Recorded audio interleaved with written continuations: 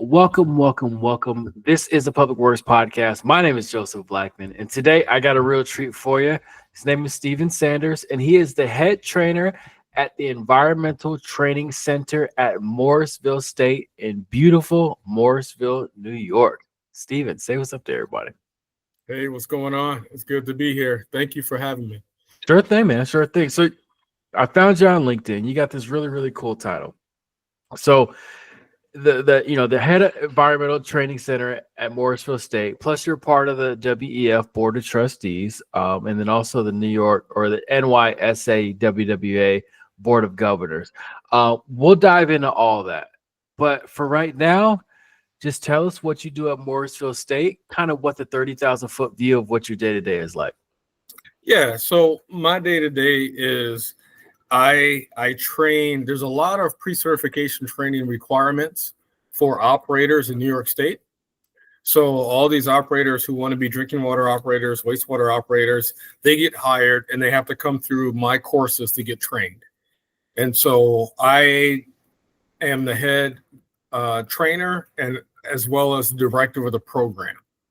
And so that's kind of where, my intersection is. I started not from academics. I was doing all this stuff myself. As far as being a drinking water operator, a wastewater operator, I was doing all that stuff myself.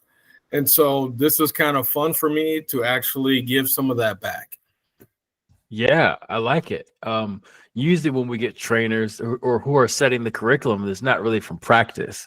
So it's cool that you've actually done it yourself, and now you can kind of help get others, through the courses and get their certifications so they can go on and start their careers.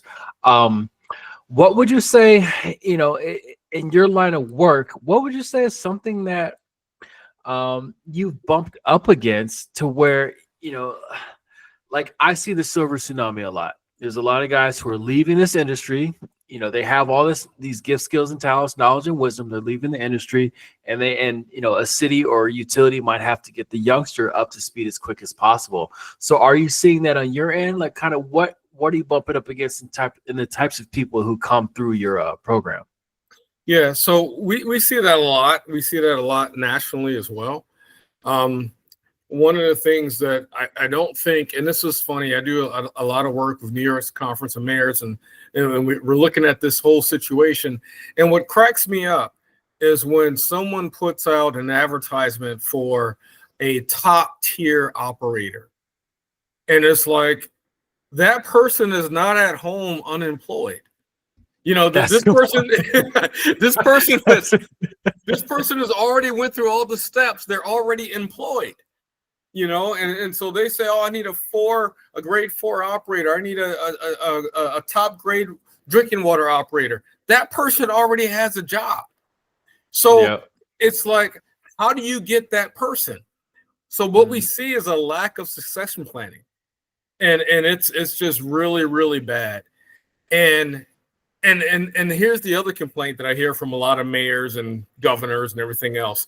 It's like, oh, well, I trained this person and then they left. Oh, really? Okay. So how could you have kept them? Why did they leave? Oh, well, they went for a job paying more money. So it's like, there's a way you can keep these folks, but you have to create the culture, the environment to actually keep them in your facility, your town, city, village, municipality. You have to find a way to keep them there. Yeah. It's I don't know where I read this from, and I might be wrong, but a lot of people, they might not, unless the money is really drastically different, they're not leaving for money. Sometimes it's culture, sometimes it's the people they work for, sometimes it's the city might be changing. They might want to go try something else somewhere. People are upwardly mobile nowadays. People have the opportunity to, they can go somewhere else. What have you seen that has worked? Because again, a lot of governments tell me, they say, well, we can't just pay them more. What have you seen that has worked? Like, should it be more pizza parties? Should it be like Friday foot massages? Like what, I think a lot of it is culture. I mean, you can pay somebody money, but that's blood money if the culture's not right. It really is. Yeah. So it's like, is the culture right? Does this work for me and my family?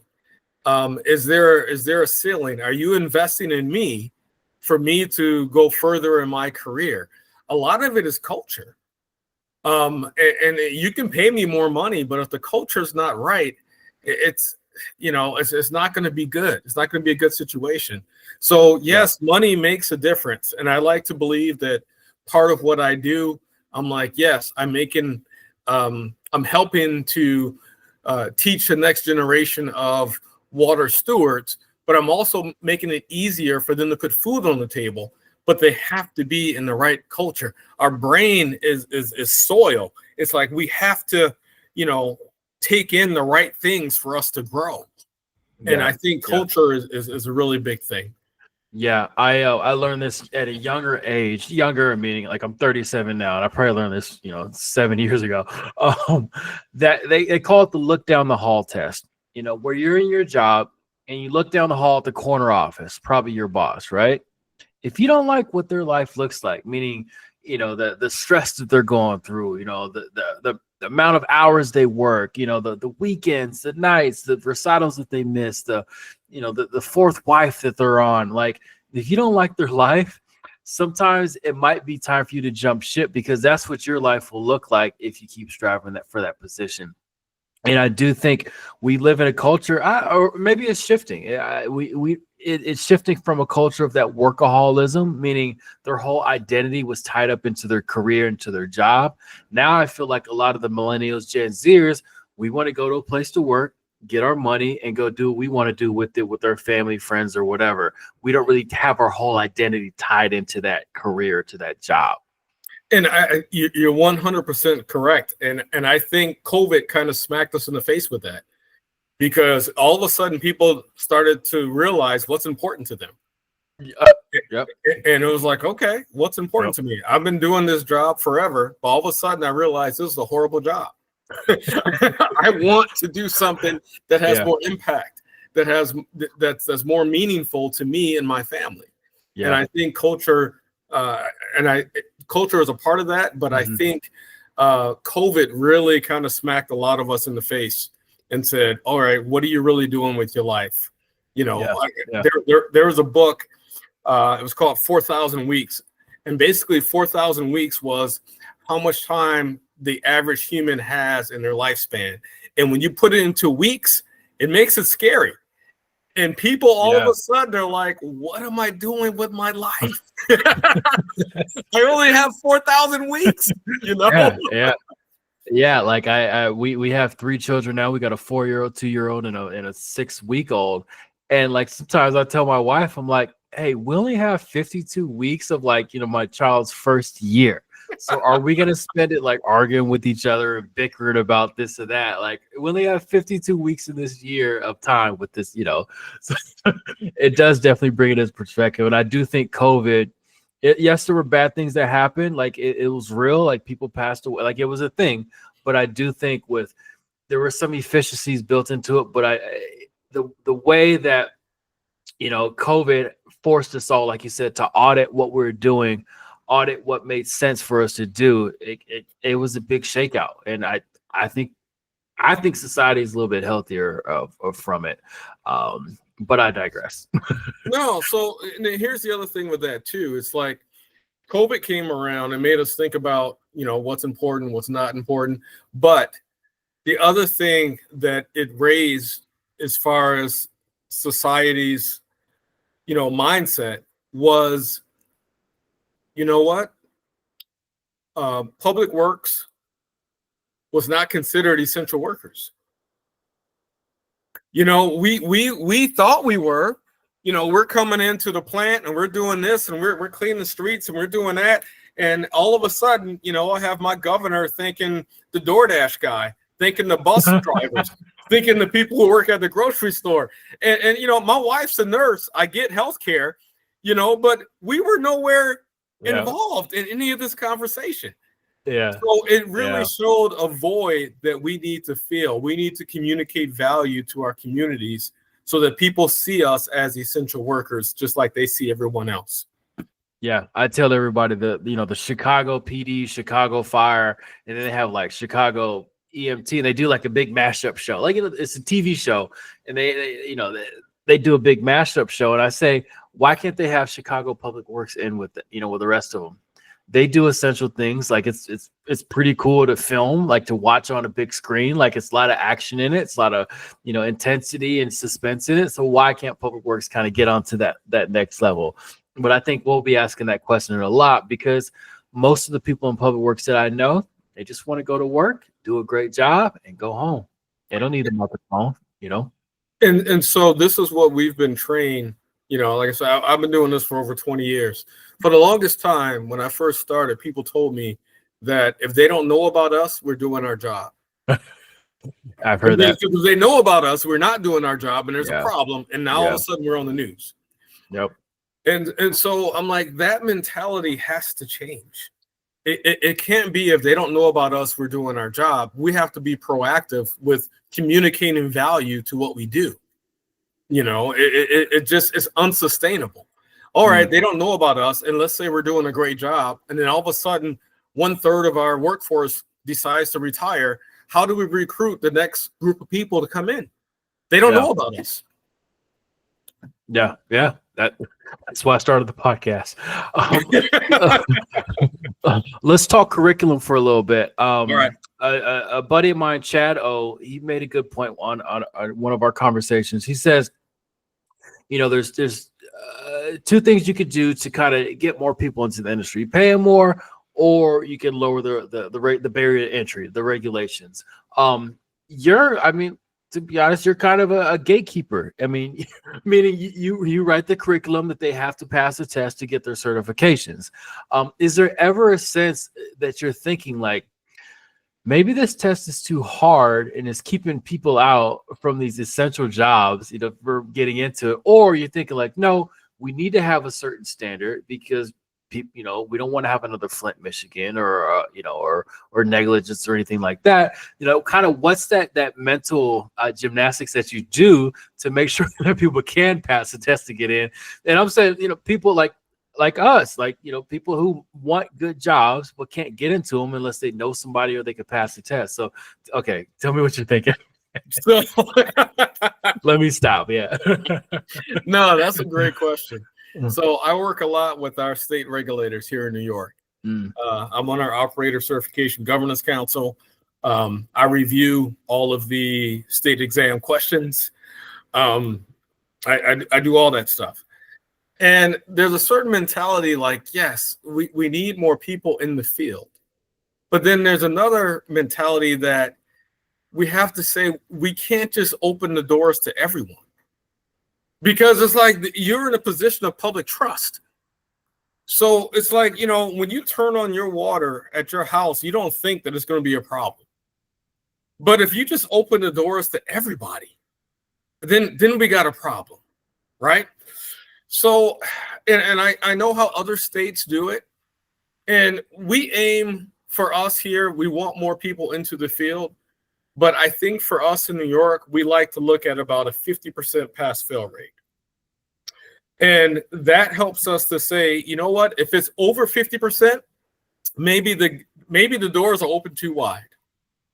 And if it's under 50%, maybe we need to open the doors a little bit more as far as the gatekeeper.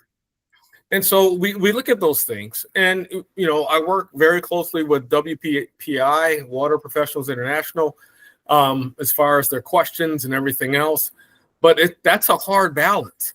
And I think, I don't think we should change our standard. I think we need to change the field of people coming in. Yes. Because let's say we open the field from 50% to 100%. Those who actually make it through the process are going to be better. But when we only have 50 to 25% of the field coming in, it's harder for them to pass the test and become operators. Yeah. No, you're saying it perfectly. I see it as like a venture capitalist. Like a lot of them, they need deal flow. They need hundreds and hundreds of deals to look at to find that unicorn. Same with you. Instead of having 100 people to take that test and 50 fail, 50 pass, you need 1,000. So that Exactly. top 50% of that 1,000 is, they're the cream of the, the 50% crop. So, yeah. So, and the other thing too, I want to mention this program that a buddy of mine is doing in Boston. And I think this is amazing. So, and maybe he's somebody you can have on later on. His name is Don Sands. He is the executive director of Excel Education. And basically what he does is he does training for wastewater operators. However, as he's doing this training, he makes sure that he's doing the training where there's public transportation. He makes sure he's doing this training and these folks have to show up. And he calls it job readiness, which I think is amazing. So it's like, he goes to place people into jobs. And what does the employer want? They want people who's going to show up on time. They want people who is going to be able to accept constructive criticism. They want people who can work in a group. And it's like he teaches all of those things. And I incorporate that in my teaching. But me and him we had this moment where we were talking about this stuff. And I was like, that's the other element that I think that a lot of these training centers really need to bring in. Yeah, it's funny you say that because his component definitely can feed your component, if that makes sense. Like the two cogs work well together.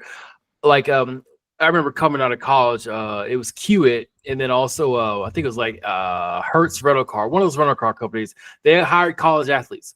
That's all they wanted was college athletes. And I was a college athlete. So everybody was like, oh, go work for that company or that company because they hired college athletes. And sports, it teaches you that you can get yelled at, cussed at, all that, but you got to get out there and perform. Teamwork. I mean, you're playing with 50 other guys from all the different all different walks of life, and you have to get the job done. And then also you said showing up on time.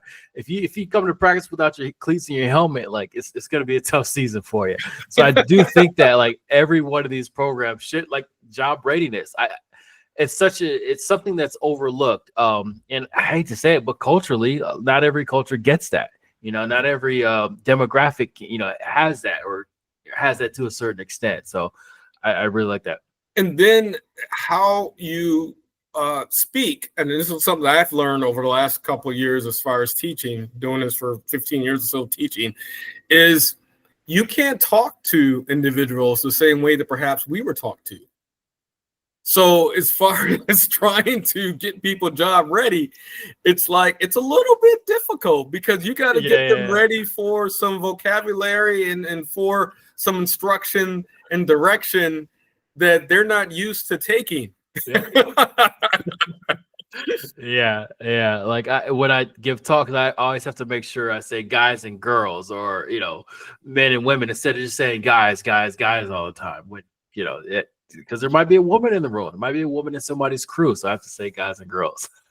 And another thing I wanted to get into was, kind of the background, the origin story of Steven, right?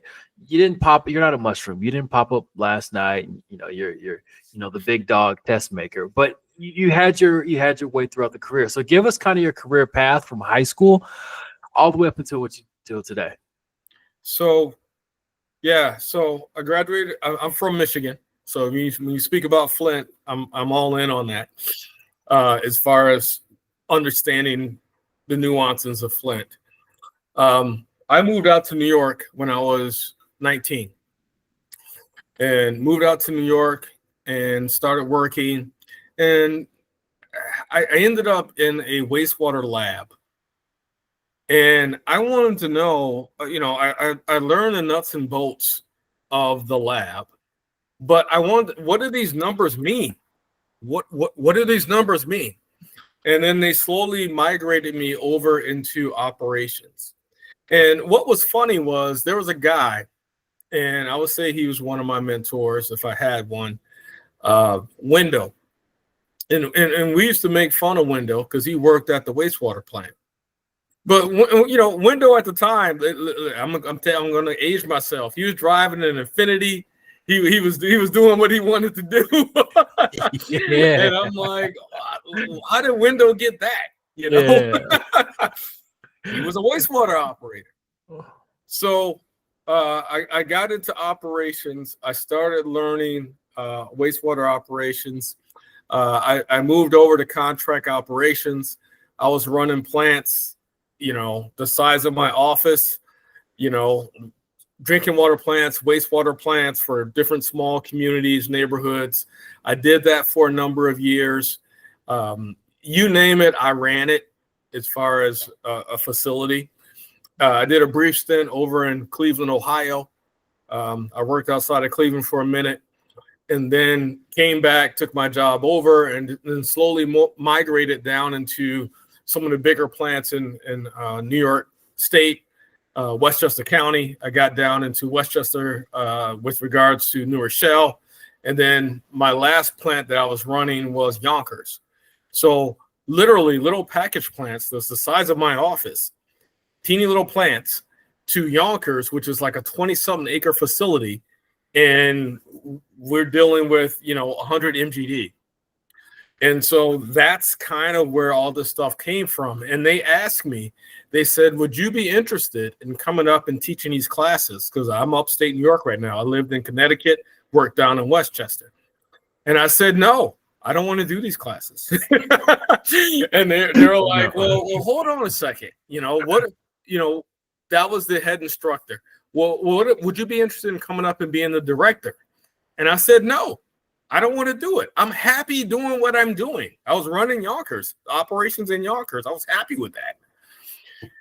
So then they said, well, what if we combine the two positions? Would you be interested in coming up? Now, obviously, that raised the salary. So combine that money. It made me think about it a little bit more. No. And so it was funny. So I when I was back in Ohio, my old job was calling me to come back to New York. And I said, no, I'm good. I just moved my family across the country. I'm not moving back to New York. Well, we'll pay you this much. We'll pay you that much. We'll take care of your health care. I'm like, I just moved my family across the country. And they're like, well, listen, as I said, I have a lease. I'm just renting. I can't just get up and go. They're like, we'll pay off your lease if you come back. And it was a matter of me understanding that I had value. And I would say I'm the first to recognize that, imposter syndrome is real. And just coming to that realization that you have value. And so when they created this position, they made it for me. It was like, that was like the period on the sentence. You have value. And I think a lot of people need to hear that message, because a lot of times we don't hear that message. People who, underrepresented groups, we're fighting and scrapping for everything. But it's like, we have value. And so that rang loud and clear. And that's how I ended back out here and doing teaching. Man, they paid the lease off. That's huge, man. That's big. That's big. Okay, so we got to dive in that a little bit more, because I love success stories, but I don't feel like success is luck. What type of person did you have to make yourself into to be able to make those moves and keep going on the up and up? You get what I'm asking? Yeah. So, I had to get over my own self. And that's basically what it was. It was like, I had to get over my own self. I always thought I was privileged to be in the room. And to some degree, that's true. But at the same degree, sometimes you deserve a seat at the table. And I had to realize that you deserve a seat at the table. And, TPO did a magazine, did an article, and they would talk about, they wanted to, so, all right, I'm not going to get too sidetracked, but TPO did this article, right? And I came back from Miami. Miami gave me a little gift called COVID. And so I was on NyQuil at the time that the guy called me to do this interview.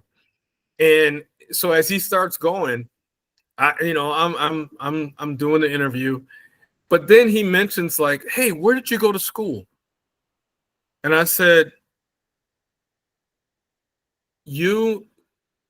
University of Life. And he's like, what? I said, no, I went to the University of Life. And he's like, I've never heard of this school. Yeah, he missed it. Yeah, sometimes, and I used to hide that. And that's something I'm proud of now. I used to hide the fact that I did not go to college and get a university degree. And yet I found myself sitting at the same table of other individuals and still making an impact. And it's not like I take anything away from those folks, but at the same time, I realized that I bring something to the table as well. And so he did this whole piece on the University of Life. Did he find it on Google? Yeah. So it was just like, no, I still bring something to the table. It's like, but it was just interesting to me. It's just like I had been hiding that for so long, and just coming out and being done with it was very refreshing. And I want other people to hear those type of stories that, you know, in our workforce, you know, that perhaps did not go and get a college degree, that it's like you could still be impactful. You could still do things. Mm-hmm. You know, I love that that your adage on, you know, knowing that you deserve a seat at the table. I mean, so many times we get in these situations, in these rooms, and we're so thankful. Thanks for having me out, or thanks for bringing me on, or thanks for this. A lot of times I have to tell myself, dude, quit being so thankful. Like, you deserve to be here. Like, like, dude, they want to meet with you. Like, what are you thanking them for? They should be thanking you for. But that's a whole nother tangent there. The skill sets. I'm sure it's, you know, since you're not necessarily operating anymore, it's probably a different type of skill set you had to pick up. If a youngster asked you, they're like, Stephen, what's the main skill set that you picked up to be successful at what you do today? What would that one skill set be? So I have it. No one can see this, but I have it on my wall, and it's been on my wall for like the last 15 years. Okay. It's a quote by John Wooden, the UCLA basketball coach. And he says, it's what you learn after you know it all that counts. Oh. And it's like, okay, so it's a reminder to me that you never stop learning. That's the skill set that you need to have. You have to have the skill set that you're continuing to learn all the time.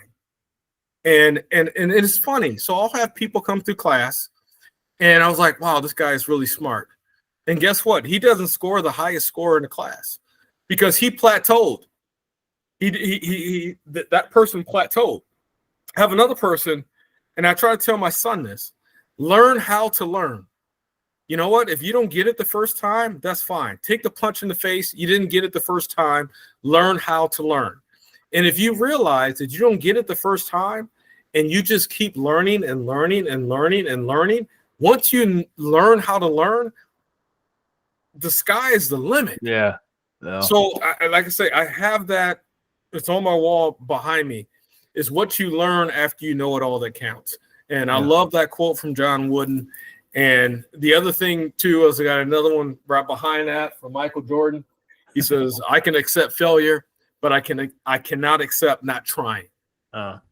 So if you're trying and you realize there's more to learn, you put those two things together, I think that's the skill set for success.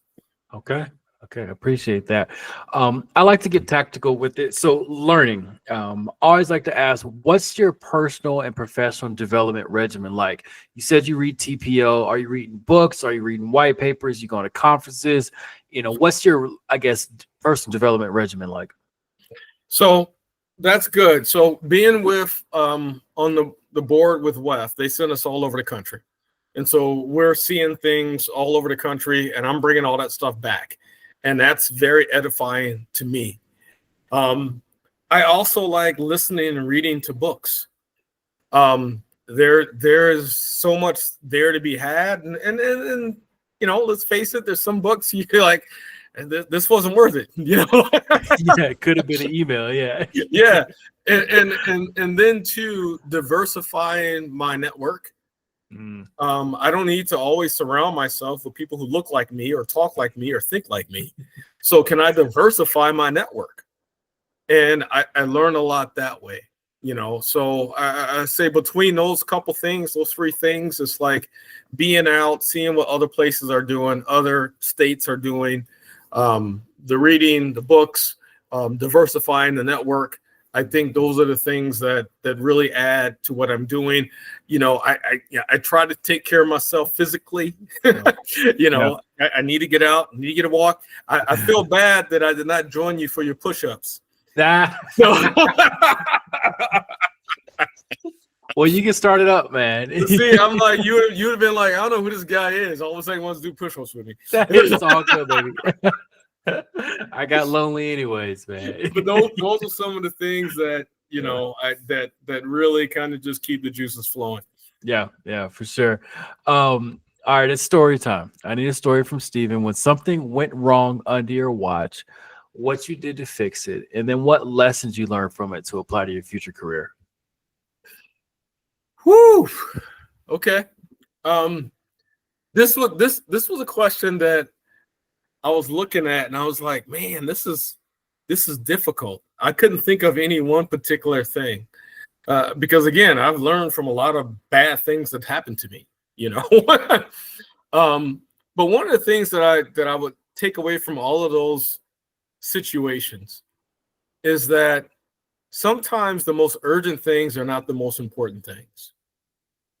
And sometimes you're quick to respond to something, but perhaps you respond to it and not the most important way. And that's been something that, that's reoccurred, and I finally got a hold of it. And it was like, don't respond, take some patience, and let's do this the right way. And another one of my favorite quotes from John Wooden was, if you don't have time to do it right, when are you going to find time to do it again? So I'm like, be patient. Big ships don't turn fast. Our careers, our lives are big ships. They don't turn fast. Yeah. And so for me, I just feel like you have to be patient with certain things. You have to be patient. Even though you don't get the immediate result, you have to be patient. Okay. I for all those out there who are going to take the, or not your test, but just tests in general to get their certifications, what would you say are, because I'm sure you have a lot of data on, passes, fails, and all that. What would you say are some of the things guys and girls do to pass the test study-wise, like some of the study habits, the mentality behind it? Maybe just rattle out some tips and tricks on to better position themselves for a test. Yeah. So when I do my big anchor course, it's 60 hours, it's 2 weeks. We do full days for 2 weeks. And I talk about No Regret Friday. No Regret Friday, that's the day they take the exam. And I'm like, you don't want to be sitting in front of that test going, I wish I would have done this. Woulda, coulda, shoulda. You don't want to do that. So what can you do to pass these exams? Be prepared. Get yourself in front of as many questions as possible. And I don't know if I'm able to name some of these different avenues that you can do that. But as like, get yourself in front of as many questions as possible, and do the thought stopping. Sometimes thought stopping. Yeah. So you're sitting in front of the exam and you're worried about, what are the guys at the plant going to think? What is my significant other going to think if I don't pass this? Yep. Right? Yeah. There's nothing there's nothing you can do about it right now. Yeah. Right. So you take the exam. There's nothing you can do about it. You take the exam. You have to stop the thoughts.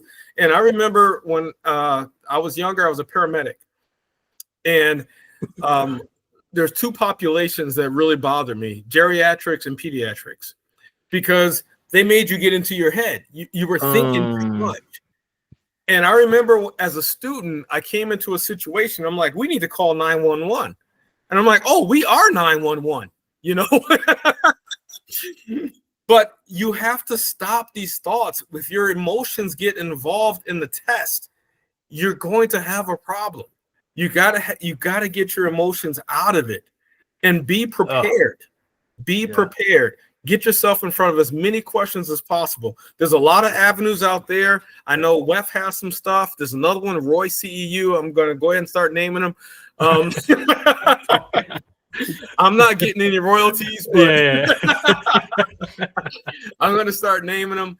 Get yourself, and questions is the only way that we have to quantify knowledge.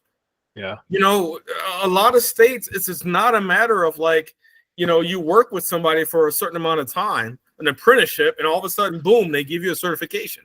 No, questions is the way that we qualify your knowledge. So get yourself in front of as many questions as possible. Yeah. And you're kind of stepping into it with the whole royalty thing. Why? Okay. So why is there an industry around, you know, study materials, test taking, like, to be able to be a water operator or to get your certification? I feel like if, you know, we really wanted society to move forward, we would make this information free and available, make the test a little bit harder, maybe, I don't know, whatever. And if they pass the test and they can't operate, but you know, the whole market behind it, and I see it all the time. Like, you know, I'm selling this or I'm teaching this course and it costs you $750. Like, hey, is that equitable and inclusive? Like, do we want more people in the industry, or do we only want people in the industry who can afford that price tag to be able to study to take the test? I battle with that. No, so the two that I mentioned are for free. Okay. So they are for free. And I do think we have to look at the gateway. You know, it's like, you know, again, we've been operating under this umbrella of, again, if they don't know about us, we're doing our job. But what happens though? The only time they know about us is when there's a problem or when we're asking for money. So, you know, how do you feel about a friend that only time he comes up is when there's a problem or he's asking for money? Yeah. So it's like, I don't need to deal with this dude, right? Yeah. That's the way I feel our industry has been treated over the last couple years. Yeah. And it's like, yeah, we have to change that, you know? So it's like, you know, things should be free. Opportunity should be there. And I want operators and people who are in the public works sector to change their mindset from this is a challenge to this is an opportunity. From this is what I have to do to this is what I get to do. And if you see it that way, you know what? This is what I get to do. I get to come in and make the water better for my community. And so I want that shift to happen in people's brains. This is what I get to do for my community. And the other thing that I'll say too, I want to get rid of this whole, what do we call it? Public relations. Talk to me. So with public relations, we draw a line in the sand between us and them. They're the public, we're the workers. Yeah. You know what? A lot of times we live in the same area. Yep. I think we should look at this as community relations. You know, we're doing the same thing. We're educating the community, but we're also part of the community. Yeah. But sometimes people have this mindset that when you say public relations, it's like, oh, you're trying to school us. Yeah. Oh, you're trying to educate us. Yep. And you're drawing that line in the sand. Yeah. And it's like, it should be community relations. You know what? Your issues, my issues are your issues are my issues. Yep. We're all in this together. Yeah. No, you're right. I asked that billboard question. And of course, I'll ask it to you later. But, you know, the ask of the community and people in wastewater, they say, stop flushing flushable wipes, right? Because that's the thing.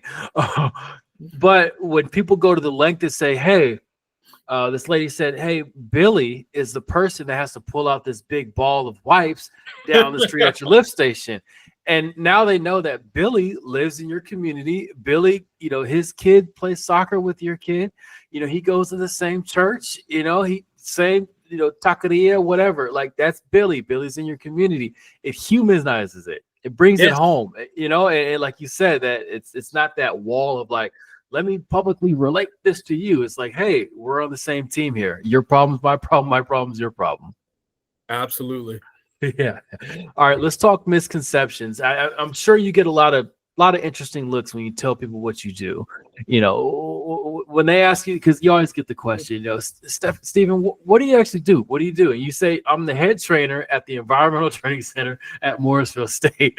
What do you think they think about what you do? They have no idea. So there's going to be some follow-up questions. Yeah. And that just tells me that it's like we've done a really bad job of communicating what we do to our community. Yeah. You know, and a lot of times it's like, and then I get stupid stuff like, oh, you teach people how to flush the toilet. And I'm like, no. You want to come sit in one of my classes on disinfection? You know, let's see how you do. You know, yeah. It's bad. We've done a bad job of communicating as far as what we do. And even when I was an operator, you know, we have our own vocab. You know, I can't have people over and start talking about BOD and TSS and all this other stuff. They have no idea what I'm talking about. You know, they have no idea. Turbidity, they have, they're lost. Yeah. So it's hard to sometimes, I think that's something that we really have to work at, is how do we relate to the rest of the people in our community by our vocab? Yeah. You know, because a lot of times we'll shut down. You know, oh, what do you do? Oh, I do this, I teach this, or I clean water. But how water is so intrinsically linked to, you know, our environment, our communities. It's like every time you brush or flush, do you realize that someone's on the other end of that? And it's both like ends, we have to find a way to communicate with everyone else that's not in our industry. We have to find a way to communicate with them that they get it. You know? Yeah. Now I've seen a lot of people bucking against the toilet to tap. And you know, the concept's been around for so long, but it's just the verbiage behind it. Nobody wants to hear toilet to tap. We don't want to visualize that. Like, no, and we've been doing it. And here's the thing, Mr. Blackman. We've been doing this for years. The 70s, right? Yeah. No, we've been doing this for years. All the water we have is all the water that we will have. Oh, yeah. Right? So it's already toilet to tap for years. Right? I could be drinking water. It could be Cleopatra's bath water for all I know. You know, we've been doing this. Yeah. You know, and now they're using it to make snow. They're using reclaimed water for wine and for beer. They have competitions. And it's like, but the verbiage, like you said, how we communicate this stuff, we have to pay attention to. Yeah, 100%. What have you seen in the industry in your travels, or even talking to some of your students, maybe, to get the younger generation interested in the industry? And then also, like I always say that I focus on the aging workforce. A lot of people focus on the aging infrastructure. I focus on the aging workforce. That silver tsunami, people leaving, that skill knowledge gap when an OG retires and a youngster comes in. How do you mitigate that? How do you make that gap less and less? So a lot of that is, again, how we present ourselves to our communities. And, you know, I remember, I'll tell you a quick story. I remember coming into a training, and I drove from Connecticut up to upstate New York, and I come into the training, and I didn't remember which room it was in. I'm searching around, and it hit me. I come into this room, and I didn't realize that this was a water training. I thought it was like an old folks home. There was bald heads and gray hairs everywhere. So I'm like, where am I? Are we playing bingo? What's going on here? And they're like, no, this is the training, you know? And it hit me at that point. I'm like, man, we are up against it. And so I think there's a couple different things. One, obviously the first one is, all right, are we paying individuals enough to make this job attractive? Number two is, how do we market what we do? Right? And so I go into a room and I'll talk about this, and I get all the OGs like, yeah, I like the term operator. It's like, we already have you. We have you. What do we need? What do we need to get the next generation? You know, do they want to be called water and wastewater specialists? Or technicians, or technicians, right? Yeah. It's like, we already got y'all. We're trying to get the next group. And then even just how we market as far as like our magazines and everything we have. You know, I tease my local MA. I'm like, the trade shows, I need like the NSYNC boy band hot guys out there to market our industry.